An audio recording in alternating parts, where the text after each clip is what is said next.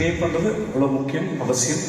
எவ்வளோக்குள்ள நம்முடைய உரிமைக்காக நம்ம அரசுக்கிட்ட கோரிக்கை வைக்கிறோமோ அதே அளவு இந்த டாக்ஸ் பே பண்ணுறது நம்ம கடமை நான் முழுசாக நம்புகிறேன். ஸோ அதனால் இந்த முயற்சியை நான் வரவேற்கிறேன்.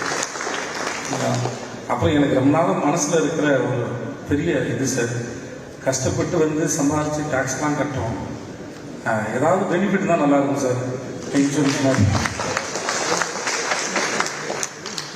ஏதாவது அப்படி நிறையா ஒரு நீங்கள் ஏதோ இவ்வளோ மேலே இந்த டாக்ஸ் ஒரு ஸ்லாப்லாம் வச்சுருக்கீங்க, அந்த ஸ்லாப் பேஸ் பண்ண மாதிரி ஏதாவது ஒரு இவ்வளோ பே பண்ணியிருக்காங்க அப்படின்னா அது if they are not in a good condition after some times, ஒரு காலத்தில் நல்லா சம்பாதிச்சிருக்கோம், ஒரு ஸ்டேஜுக்கு மேலே வருமானம் இல்லாமல் போய் நிலைமை சரியில்லாமல் போனால் ஒரு நல்ல டாக்ஸ் பேயராக நல்ல சிட்டிசனாக தன்னை ஒருத்தர் கட்டியிருந்தாருன்னா அவருக்குன்னு சில பெனிஃபிட்ஸ் இருக்கலாமே அப்படின்னு தோணுது.